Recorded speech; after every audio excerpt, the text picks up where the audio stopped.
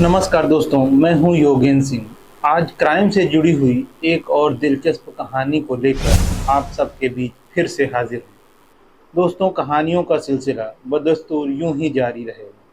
दोस्तों, आज की कहानी में एक अजीबोगरीब किस्म की साजिश है, जिसमें एक सांपों वाला गिरोह यानी कि स्नेक गैंग है, जो कि कई सारी घटनाओं का अंजाम दे चुका है। और वह गैंग इतना बड़ा अपराध करने लगा है कि उसकी बात हाई कोर्ट तक पहुंच जाती है और कई महीनों तक उसका केस कोर्ट में चला। उसके बाद उस पर इतने बड़े अपराध साबित होते हैं कि जज साहब को उस गिरोह की सभी सदस्यों को उम्र कैद की सज़ा सुनानी पड़ी। अभी फ़िलहाल उस गैंग के सभी सातों लोगों को उम्र कैद की सज़ा सुनाई गई है। उन्होंने एक बार मर्सी पिटीशन भी यानी कि दया याचिका भी दायर की थी, लेकिन कोर्ट ने उसे भी खारिज कर दिया है और उन्हें उम्र कैद की सज़ा को बरकरार रखा है। दरअसल दोस्तों, इस गैंग की कहानी यह है कि यह गैंग स्नेक यानी कि सांपों से लैस है और जिस घर में देखता कि एक या दो ही लोग उस घर में हैं, किसी बहाने से वह अंदर आता है और उस घर के सदस्यों को डराकर धमकाकर किसी तरीके से उनको अपने कब्जे में करता है।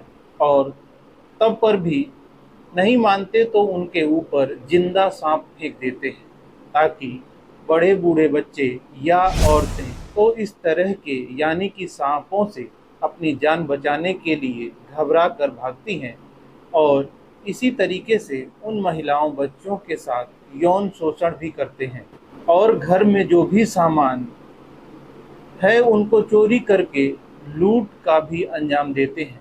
यह कहानी दरअसल जुलाई 2014 में गिरोह में एक व्यक्ति है और उसका मंगेतर शाहीन नगर स्थित फार्म हाउस में अकेला पाकर जब परिवार के बाकी सदस्य बाहर गए हुए थे, आरोपियों ने दोनों पर हमला किया, उन्हें घसीटकर बाहर निकाला, उनके कपड़े फाड़े, तस्वीरें खींची और उनके अर्धनग्न तस्वीर सोशल मीडिया पर डालने की धमकी दी। उन्होंने उन पर सांप फेंके और उनका सोना चांदी और अन्य सामान लूट लिया।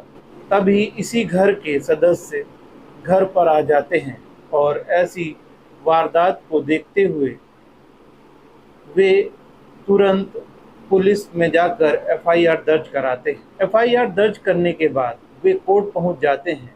हैदराबाद तेलंगाना हाई कोर्ट की जांच खंडपीठ ने सांप के गिरोह के सभी लोगों को आजीवन कारावास की सजा की पुष्टि की और सांप गैंग लोगों को जिंदा सांप दिखाकर उनके ऊपर जिंदा सांप डालकर लूटते थे और महिलाओं का यौन शोषण करते थे। न्यायमूर्ति लक्ष्मण और न्यायमूर्ति पी श्री सुधा की पीठ ने उन सातों आरोपियों की अपील को खारिज कर दी, जिन्हें 2016 में दूसरे विशेष सत्र न्यायाधीश ने एक फार्म हाउस में डकैती के मामले में सजा सुनाई थी। विशेष सत्र न्यायाधीश ने सातों को मारपीट और डकैती का दोषी पाया और प्रत्येक को आजीवन कारावास और जुर्माना की सजा सुनाई। इस फैसले के खिलाफ आरोपियों ने अपील की थी कि तो उनकी अपील खारिज करते हुए खंडपीठ ने कहा कि आरोपियों ने पीड़ितों के साथ अमानवीय व्यवहार किया और उन पर सांप छोड़कर उन्हें प्रताड़ित किया है। उन्होंने दाम्पत्य को धमकी दी कि वह इस घटना के बारे में किसी को ना बताएं, नहीं तो उनकी तस्वीरें और वीडियो सोशल मीडिया पर अपलोड कर दी जाएंगी। इस वजह से अपीलकर्ताओं द्वारा किया गया अपराध जघन्य है। इन पहलुओं पर विचार करने के बाद ट्रायल कोर्ट ने आरोपियों को आईपीसी की धारा 395 के तहत दोषी ठहराया और उन्हें आजीवन कारावास की सजा सुनाई। पीठ ने उनकी अपील को खारिज करते हुए कहा, आरोपी के खिलाफ पीडी एक्ट यानी कि प्रिवेंटिव डिटेक्शन एक्ट भी शुरू किया गया है। इन तथ्यों के मद्देनजर यह अदालत नरम रुख अपनाते हुए सजा कम करने में इच्छुक नहीं है।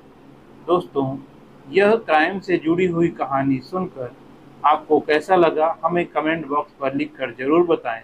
दोस्तों, मेरा ऐसा कहानी सुनाने का मकसद किसी को डराना, धमकाना या भयभीत करने की कोशिश बिल्कुल नहीं है, बल्कि आप सभी को अपने जीवन के प्रति जागरूक करने का उद्देश्य है। जय हिंद, जय भारत।